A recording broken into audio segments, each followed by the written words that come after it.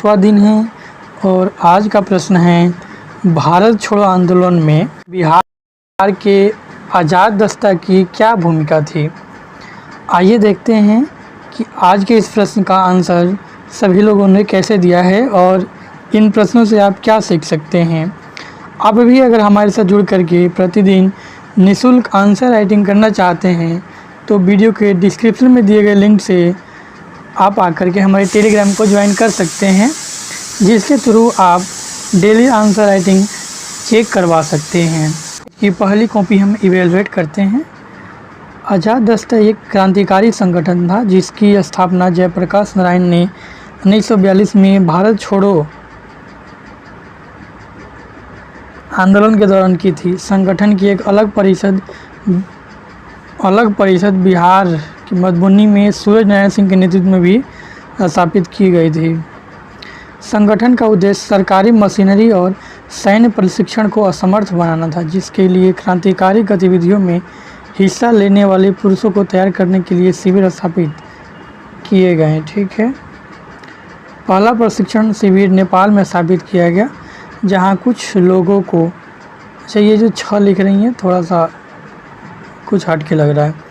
लोगों को इस उद्देश्य से प्रशिक्षण दिया गया है कि वे अलग अलग जगहों पर जाकर आज़ाद दस्ता की शाखाएं स्थापित करें और लोगों को प्रशिक्षित करें। दस्ता के सदस्यों ने शपथ ली कि वे अंग्रेज़ों से तब तक लड़ते रहेंगे जब तक भारत आज़ाद नहीं हो जाता। दस्ता के प्रति निष्ठा व सैन्य अनुशासन के पालन के साथ साथ संगठन के नियमों के उल्लंघन पर किसी भी प्रकार की सज़ा के लिए राजी थे सभी। ठीक है। बिहार में आज़ाद काउंसिल संगठन बनाया गया। प्रांतीय काउंसिल में 3 प्रशिक्षण शिविर खोलने का निर्णय लिया गया, जिसके लिए आज़ाद दस्ता के सैनिकों की भर्ती भी जिले में शुरू कर दी गई। दस्ता में मुख्य रूप से छात्र, स्कूली शिक्षक, राजनीतिक कार्यकर्ता, ब्रिटिश सेना या पुलिस को छोड़ने वाले लोग शामिल थे। निष्कर्ष, भारत छोड़ो आंदोलन में आज़ाद दस्ता की महत्वपूर्ण भूमिका रही। आज़ाद दस्ते की स्थापना बिहार के विभिन्न हिस्सों में भी की गई थी और इसके सदस्य अपनी क्रांतिकारी गतिविधियों के साथ ब्रिटिश सरकार को भयभीत करने में सफल रहे। आइए इसका फीडबैक बताते हैं। पहले ज़रा इन कॉपी पे आप फोकस कीजिए। यहाँ प्रश्न देखिए, आज़ाद दस्ता की भूमिका पूछा गया है भारत छोड़ो आंदोलन में। पहला जिनका पैराग्राफ है इन्होंने इसमें परिचय दिया है, जिसे भूमिका भी बोलते हैं, तो भूमिका इनका ठीक है। आगे देखिए, संगठन का उद्देश्य सरकारी मशीनरी, ठीक है, ये बताया गया कि इसका उद्देश्य क्या था। उसके बाद बताया गया है इसका प्रशिक्षण शिविर कहाँ आया। ठीक है, इतना के लिए हम प्रशिक्षण में भी लेके चल सकते हैं। लेकिन यहाँ भी इन्होंने बताया कि दस्ता के सदस्यों ने शपथ ली कि अंग्रेज़ों से तब तक लड़ते रहेंगे जब तक भारत आज़ाद नहीं होता। ठीक है, लेकिन यहाँ पे अब ये दिखाना ज़्यादा बेटर होता कि ये जो आज़ाद दस्ता था, इनके लोगों ने क्या इफेक्ट डाला इस आंदोलन में, कहाँ कौन सा आंदोलन किया गया और इस आंदोलन का क्या प्रभाव पड़ा। इसका मेनली प्रभाव पे फोकस करना है, इसकी विशेषता नहीं बतानी है आंदोलन की, और दोनों में थोड़ा सा डिफरेंस ध्यान रखना है। विशेषता का मतलब हो गया कि ये जो आंदोलन था स्थापित हुआ, कहाँ स्थापित हुआ, कहाँ हुआ, इसमें कौन से लोग जुड़े, ये इसकी विशेषता हो गई। लेकिन जब इसके प्रभाव की आप बात करेंगे तो प्रभाव में आ जाएगा कि इन लोगों ने कहाँ आंदोलन किया, इस आंदोलन में कहाँ से लोगों ने भाग लिया, कितने लोगों ने भाग लिया। मेनली यहाँ दिखाएंगे हम लोग कि ये जो आंदोलन है कहाँ पे फैला और इसने भारत छोड़ो आंदोलन में क्या योगदान दिया। अब इसको आप भारत छोड़ो आंदोलन से थोड़ा सा रिलेट करेंगे तो पाएंगे भारत छोड़ो आंदोलन के दौरान जब मुख्य नेताओं को गिरफ्तार कर लिया गया था, तो वहाँ पे जो राजनीतिक शून्यता की स्थिति थी, उसमें कुछ लोगों ने भूमिगत आंदोलन के तहत भारत छोड़ो आंदोलन का नेतृत्व किया। तो वहीं पे भूमिगत होकर के इस आज़ाद दस्ता ने भी अपना नेतृत्व प्रदान किया। इन चीज़ों को यहाँ दिखाना थोड़ा सा ज़्यादा बेटर होगा कि जब मुख्य नेताओं का गिरफ्तारी हो जाती है तो उसके बाद भारत छोड़ो आंदोलन में ये जो आ जाता है हमारा आज़ाद दस्ता, जो कि आपके जेपी जी द्वारा जेल से भाग करके जाने के बाद यहाँ पे स्थापित किया गया था नेपाल में, और इसके द्वारा जो पूर्णतः एक तरह से कहा जाए कि बिहार के क्षेत्र में, और इस समय जो था बिहार के क्षेत्र में मुख्यतः उस समय बिहार और उड़ीसा एक ही साथ थे, तो ये वाले सारे क्षेत्रों में, और कुछ हद तक आप यूपी का भी ले सकते हैं, तो इन सभी क्षेत्रों में इन लोगों ने भारत छोड़ो आंदोलन का नेतृत्व प्रदान किया, और भूमिगत रूप में और कहीं पे प्रत्यक्ष रूप में भी इन लोगों ने बहुत सारे कार्रवाई की। तो इन सब को थोड़ा सा ऐड करेंगे तो ये जो आंसर है और अच्छा हो जाएगा। हालांकि इस आंसर के लिए जो एग्जामिनर है आपको 4 मार्क्स भी देगा, हो सकता है अच्छा मूड रहेगा तो वो 5 भी दे देगा, लेकिन वो उसके मूड पे हम डिपेंड ना करके हम उससे मार्क्स अगर छीनना चाहेंगे तो इसको हम थोड़े भारत छोड़ो से जोड़ेंगे और राजनीतिक शून्यता की स्थिति को दिखाते हुए भारत छोड़ो में, और फिर यहाँ पे हम लेकर आएंगे कि यहाँ पे हमारा जो आज़ाद दस्ता है इसे नेतृत्व प्रदान किया इस पूरे आंदोलन को। तो ये जो आंसर है पूर्णतः पूरा हो जाएगा, और फिर हम ये बोल सकते हैं कि मार्क्स नहीं कटेगा, जो एवरेज मार्किंग 3-4 मार्क्स होगा उससे आपको थोड़ा सा बढ़ा करके मार्क्स मिलेगा। और भी अगर कोई अदर पॉइंट जो कि इम्पोर्टेंट है इससे जुड़ा हुआ, मुख्य पॉइंट को फोकस करना है, जैसे कि इसमें कुछ पॉइंट आप इसमें छोड़ भी सकते हैं, तो ये आपको चीज़ें ध्यान रखनी है। ये जो आंसर है आपको और प्रभावी रूप में लिखना है। चलिए हम अगली कॉपी देखते हैं। हालांकि अगर इसी कॉपी में मैं थोड़ा सा और ऐड करना चाहूँ तो देखिए लास्ट लाइन जो है, यहाँ पे ब्रिटिश सेना या पुलिस लोगों को छोड़ने वाले लोग शामिल थे, तो यहाँ पे ये आपने सिर्फ बताया कि लोग शामिल थे, यहाँ पे हम थोड़ा सा और ऐड कर सकते हैं, जिन्होंने विद्रोह को और विस्तृत रूप प्रदान किया और आज़ाद दस्ता को विस्तृत करते हुए भारत छोड़ो आंदोलन को सफल होने में, इनको सफल बनाने में और उन्होंने भूमिका निभाई। तो एक यहाँ पे आपको पॉइंट इस तरह से दिखाना होगा, आप सिर्फ इसकी विशेषता मतलब आज़ाद दस्ते की विशेषता निकाल करके उसके प्रभाव को दिखाने पर ज़्यादा फोकस करेंगे। चलिए अगली कॉपी आप देख लेते हैं। आइए अगली कॉपी देखते हैं इन्होंने क्या लिखा है। मैं प्रश्न को फिर से एक बार रिपीट करना चाहूँगा ताकि आप समझ पाएँ। भारत छोड़ो आंदोलन में बिहार के आज़ाद दस्ता की क्या भूमिका थी, अर्थात जो भारत छोड़ो आंदोलन है, ये आंदोलन में आपको बताना है कि आज़ाद दस्ता ने क्या प्रभाव डाला, इसने क्या भूमिका निभाया, आखिर ऐसा क्या चीज़ें इन्होंने किया, अर्थात आज़ाद दस्ता के लोगों द्वारा क्या क्या ऐसा किया गया, ये ऐसा क्या प्रभाव डाला गया कि यह भारत छोड़ो आंदोलन को आगे बढ़ा पाया, भारत छोड़ो आंदोलन में इसका क्या योगदान है, मुख्यतः ये दिखाना है, ना कि हमें आज़ाद दस्ता का गठन दिखाना है। तो ये थोड़ा सा ध्यान रखना है। आइए लास्ट कॉपी देख लेते हैं ये, उसके बाद हम लोग नेक्स्ट डे मिलेंगे।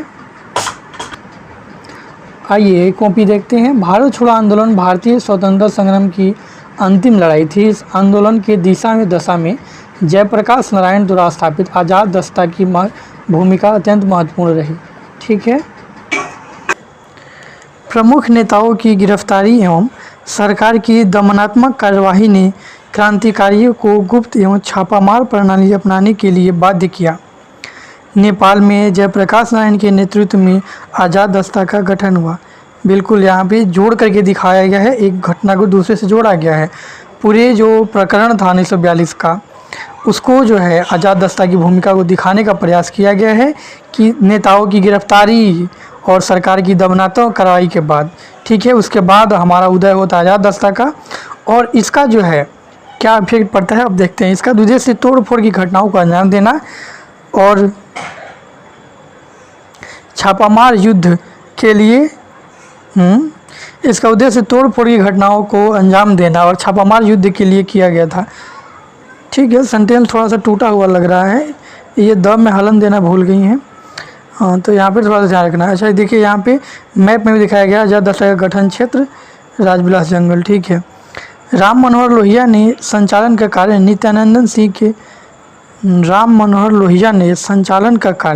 नित्यानंद सिंह ने प्रशिक्षण का कार्य संभाला। ठीक है, दोनों लोगों ने अलग अलग काम में बंटवारा किया। आगे देखते हैं। सूरज नारायण के नेतृत्व में बिहार में इसके एक परिषद स्थापित की गई। संगठन के सदस्यों को निम्न कार्यों का प्रशिक्षण दिया जाता था। यहाँ कार्य निम्न ना करके डायरेक्ट लिख देना चाहिए था क्योंकि थोड़ा सा लंबा, इसको ज़्यादा नहीं खींच सकते हैं। संचार साधनों को नष्ट करना, औद्योगिक प्रतिष्ठान को क्षति पहुँचाना, बारूद के प्रयोग से मिलों एवं कार्यालयों को विनाश करना, सरकारी ऑफिस के फाइलों को जलाना। ब्रिटिश सरकार के दबाव में 1943 में नेपाल सरकार ने जयप्रकाश नारायण लोहिया को गिरफ्तार कर लिया। धीरे धीरे यह आंदोलन शिथिल पड़ गया। अब देखिए यहाँ पे पूर्णतः इसका जो था पूरा जो दिखाया गया कि भारत छोड़ो आंदोलन में आज़ाद दस्ता की भूमिका को दिखाने का इन्होंने प्रयास किया है। तो इनकी आज की कॉपी बहुत अच्छी है। आइए इन्होंने निष्कर्ष क्या लिखा था, आज़ाद दस्ता ने काफ़ी कम समय में भारत छोड़ो आंदोलन में महत्वपूर्ण भूमिका निभाई। जयप्रकाश नारायण जननायक बन गए। वेरी गुड, इन्होंने आज बहुत अच्छा लिखा है और इनके लिए इनको आज 6 मार्क्स आराम से मिल सकता है। लेकिन एक चीज़ के लिए इनका मार्क्स कटेगा क्योंकि ये 9 मिनट में लिखा है इन्होंने, तो 9 मिनट बहुत ज़्यादा समय हो जाता है छोटे प्रश्नों के लिए। आप अधिकतम 6 मिनट ले सकते हैं। धीरे धीरे ये लोग भी अपना टाइम कम करेंगे। हालांकि कंटेंट पे ये लोग इम्प्रूव कर रहे हैं। जैसे ही थोड़ा सा कंटेंट ये लोगों को लगेगा कि इम्प्रूव है तो उस पर आप स्पीड अपना बढ़ा सकते हैं। चलिए, तो इस तरह से ये कॉपी भी बहुत अच्छी थी और इससे आप सीख सकते हैं। यहाँ पे देख ले सकते हैं आपकी अशुद्धियाँ बहुत कम है और लिखने का इन्होंने बहुत अच्छा प्रयास किया है। सॉरी, 8 मार्क्स नहीं है, 6 मार्क्स। आइए एक और हम कॉपी आपको इवेलुएट करते हैं और दिखाते हैं इनमें क्या क्या कमियां रह गई है। भारत छोड़ो आंदोलन में बिहार के आज़ाद दस्ता की क्या भूमिका थी। ठीक है, इन्होंने प्रश्न लिखा, आंसर देखिए। हालांकि जो आप आंसर लिखिएगा मुख्य एग्जाम में, वहाँ पे आपको जो आंसर शीट मिलेगा उस पर ऑलरेडी प्रश्न लिखा हुआ रहता है। आइए यहाँ पे हम आंसर के इनको देखते हैं। भारत छोड़ो आंदोलन को ब्रिटिश सरकार ने हर संभव बलपूर्वक दबाने का प्रयास किया। परिणाम स्वरूप क्रांतिकारियों को गुप्त रूप से आंदोलन चलाने पर बाध्य होना पड़ा। इस क्रम में जयप्रकाश नारायण द्वारा क्रांतिकारी युवकों को गुरिल्ला युद्ध में प्रशिक्षित करने हेतु नेपाल में आज़ाद दस्ता नामक एक स्वयंसेवक संघ का गठन किया गया।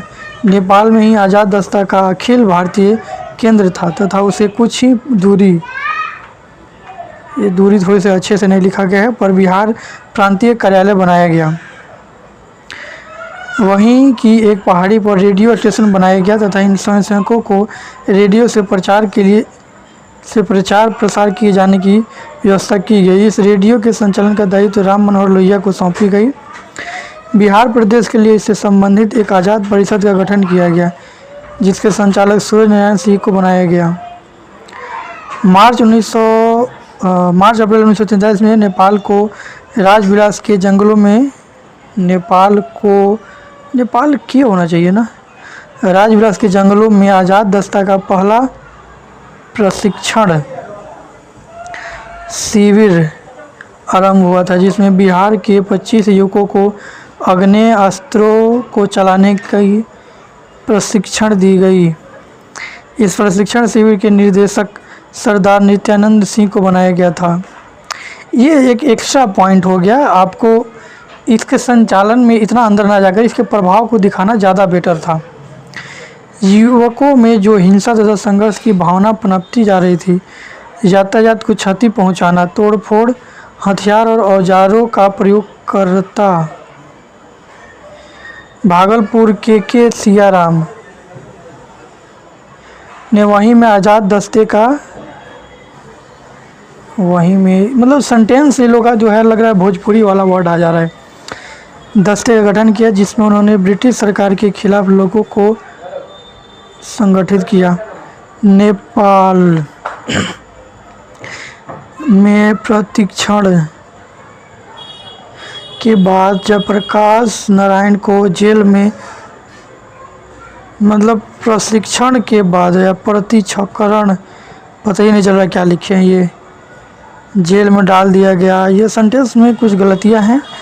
फिर भी वो रिहा हो गए, रिहा नहीं होते, भाग गए थे।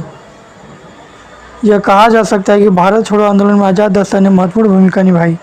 इस दस्ता की गतिविधियों से जनता में क्रांति की भावना को भारत छोड़ो आंदोलन के कारण अंग्रेजी राज को सत्ता हस्तांतरण के विवश होना पड़ा।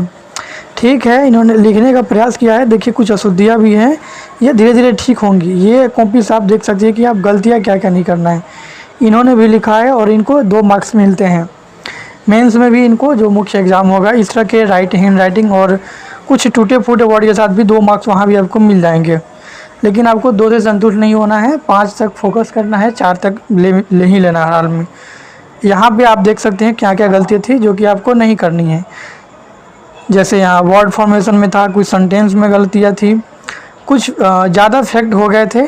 जबकि आपको मेन जो लिखना था इसकी भूमिका लिखना था कि भारत छोड़ो आंदोलन में जब ये आंदोलन शुरू हुआ उसके बाद ये क्या ऐसी परिस्थितियाँ थीं जो आज़ाद दस्ता का गठन हुआ, और आज़ाद दस्ता अगर गठन हो गया तो इसने भारत छोड़ो आंदोलन को कैसे आगे बढ़ाया, क्या क्या ये बेनिफिट दे पाया भारत छोड़ो आंदोलन को, इसके संचालन में क्या क्या ऐसी चीज़ें थी जो कि भारत छोड़ो आंदोलन में आज़ाद दस्ता के गठन होने के बाद हुआ।